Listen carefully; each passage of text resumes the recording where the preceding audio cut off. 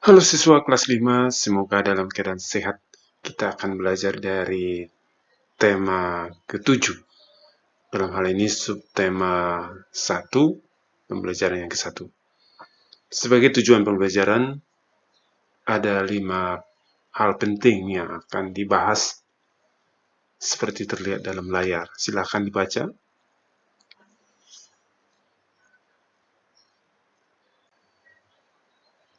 Mari kita perhatikan video berikut ini.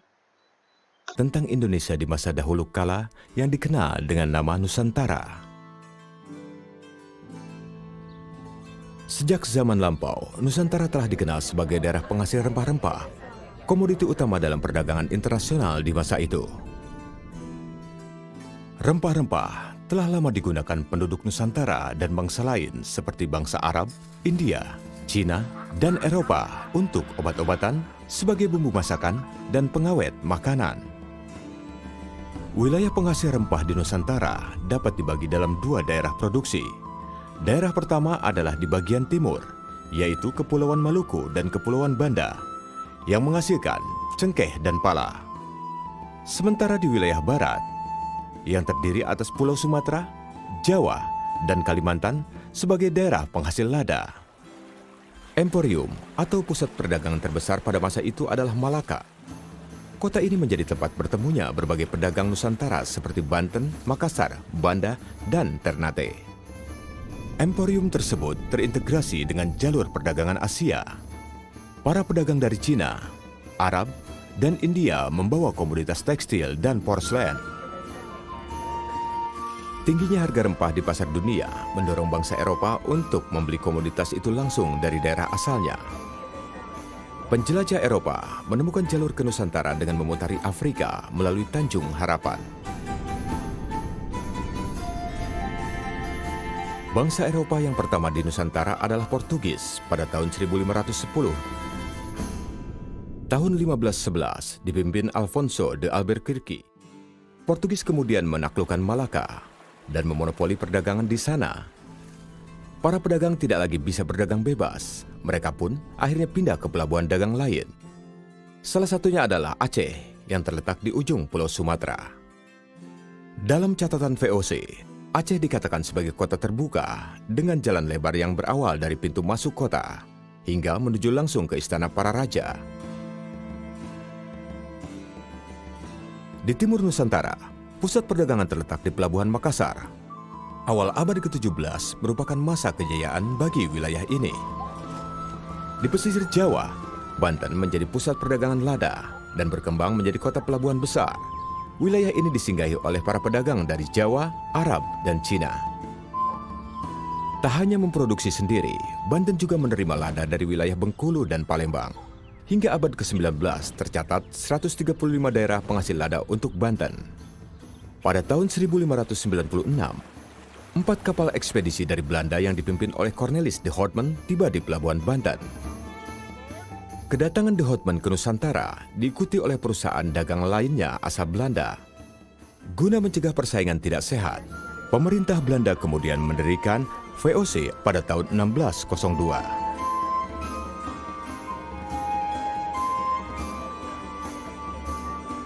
Pada tahun 1605, di bawah komando Stephen van der Hagen, menduduki Ambon dan menjadikan sebagai ibu kota penguasa Belanda di Asia Timur. Pemimpin tertinggi dijabat oleh Pieterboth. Tahun 1619, Gubernur Jenderal Jan Pieter Zoon berusaha menguasai wilayah Jayakarta. Daerah itu kemudian dinamai Batavia. Kota Batavia menjadi residensi Gubernur Jenderal, sekaligus pusat administratif Belanda. Batavia juga menjadi titik temu berbagai jalur pelayaran kompeni di wilayah Asia. Guna memonopoli perdagangan lada, VOC melakukan berbagai langkah untuk menundukkan Kesultanan Banten, termasuk melalui peperangan. Hingga akhirnya, Banten berhasil ditundukkan pada tahun 1684. Pada pertengahan abad ke-17, VOC melakukan penyerangan ke Makassar agar dapat menguasai perdagangan rempah di timur Nusantara. Dengan ditandatanganinya perjanjian bunganya, Kesultanan itu akhirnya ditaklukkan pada tahun 1667. Penguasaan kota-kota tersebut membawa era baru bagi perdagangan Nusantara. Pedagang Nusantara masih tetap melakukan perdagangan, hanya saja dengan rute yang lebih beragam.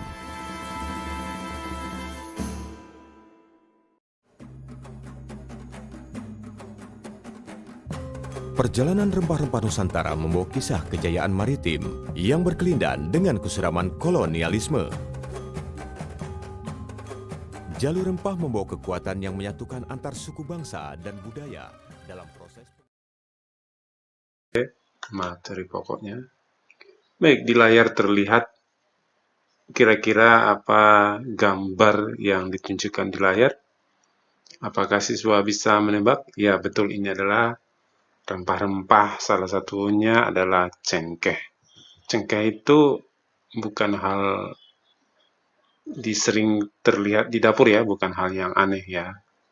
Oke, kita lihat lebih mendalam pemahamannya. Rempah-rempah begitu melimpah di bumi Indonesia. Melimpah rempah-rempah dapat meningkatkan kesejahteraan masyarakat Indonesia. Namun, rempah-rempah yang begitu melimpah juga membuat bangsa-bangsa di Eropa berusaha untuk menguasai perdagangannya.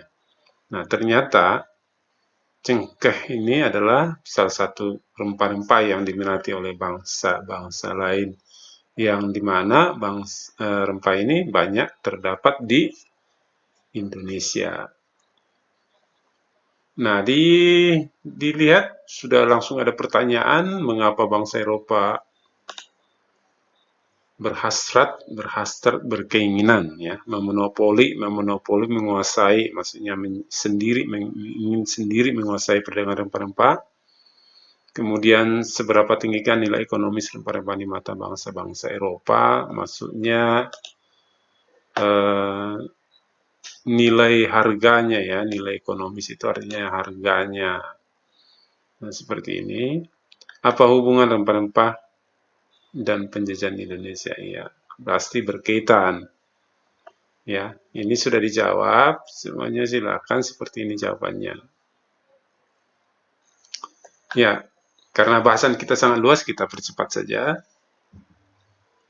Bersama ayahnya, Beni berkunjung ke kebun cengkeh sama saja, milik Pak Rudi. Kebun cengkeh Pak Rudi sangat luas, pohon cengkehnya pun banyak dan tumbuh subur. Sebagian besar pohon cengkeh di kebun itu sudah memasuki masa panen. Tahukah kamu hubungan antara cengkeh dan penjajahan yang dialami oleh bangsa kita? Ya, nah ini silakan dibaca ya. Oke, dibaca. Yang ada punya buku boleh dibaca bukunya. Ini hanya sekedar petunjuk saja. Setelah dibaca, nanti kita akan, nah ini ada lagi bacaannya, yang membaca peristiwa kedatangan bangsa Barat. Nah ini sejarahnya ya. Sejarahnya dibaca.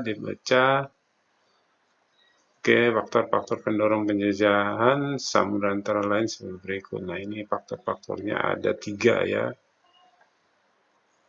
Gospel, dan glory. Nah ini 4 ya, ilmu pengetahuan dan teknologi. Silakan nanti dibaca.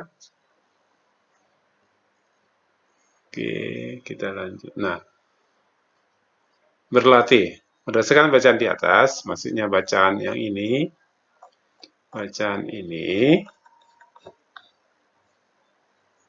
isilah kolom-kolom berikut sesuai dengan pertanyaan. Siapa yang dimaksud dengan bangsa Barat? Iya. Apakah faktor yang melatar belakangi bangsa Barat melakukan penjajahan di Indonesia? Seperti ini. Kapan bangsa-bangsa Barat mulai melakukan penjajahan samudra? Penjelajahan samudra.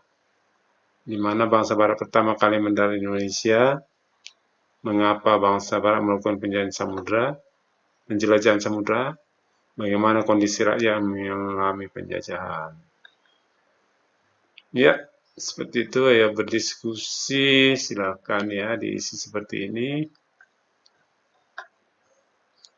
Nah, ayo mencoba bersama kelompokmu, tidak usah kelompok, carilah informasi mengenai kedatangan tiap-tiap bangsa Eropa Indonesia.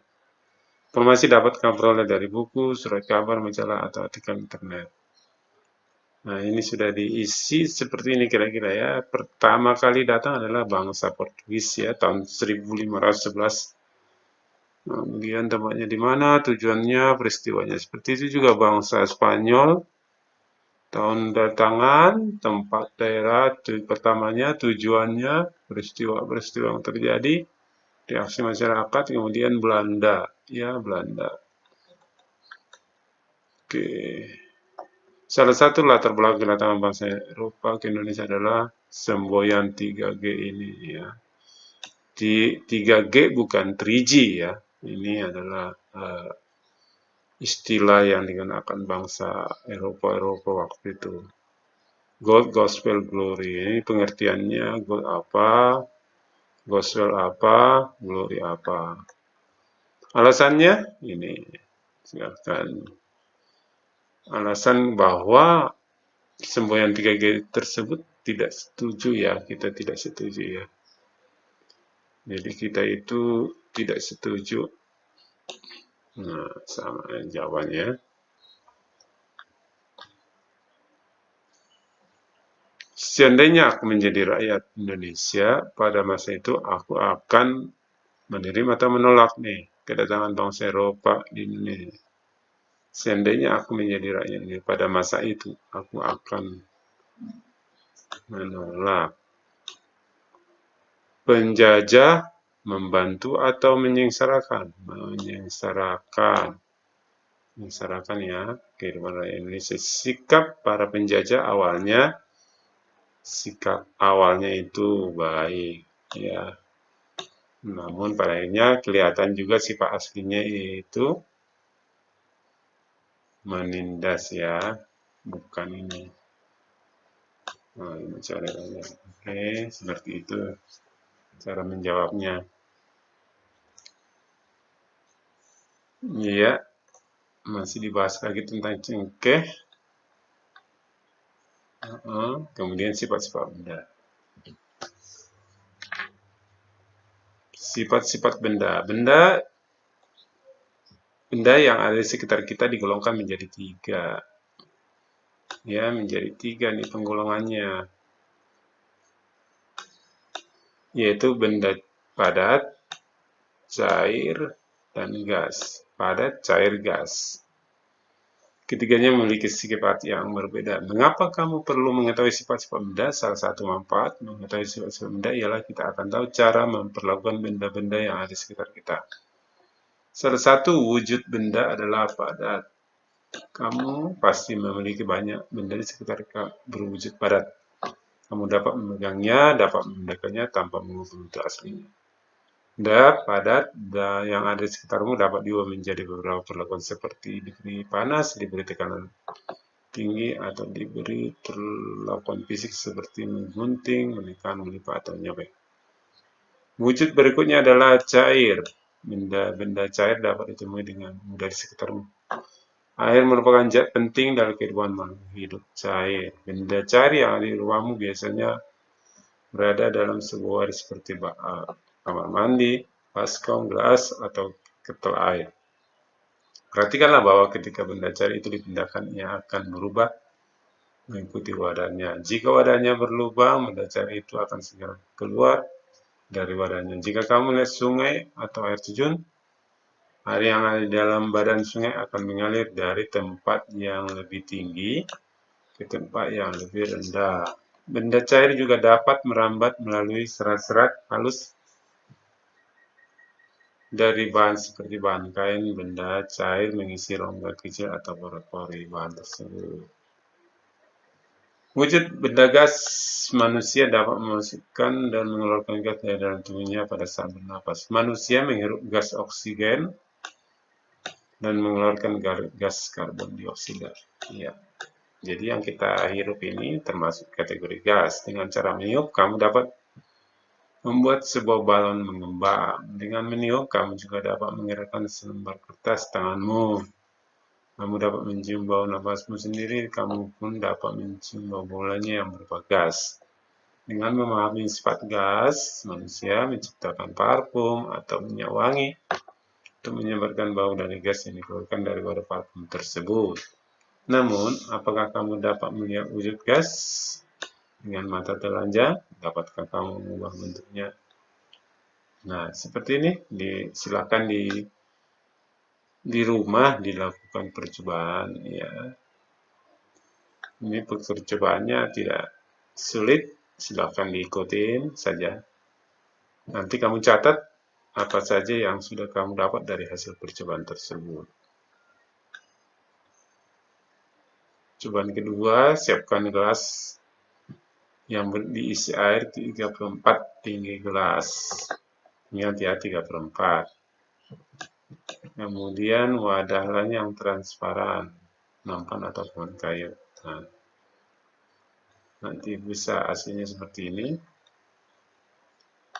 Dibaca ya. Kemudian uji coba yang ketiga. Nah, ini diikutin petunjuknya. Kemudian catat apa yang kira-kira dari hasil pengamatan itu. Baiklah, demikian pembelajaran kita. Semoga bermanfaat. Kita ketemu kembali dalam video berikutnya. Sampai jumpa.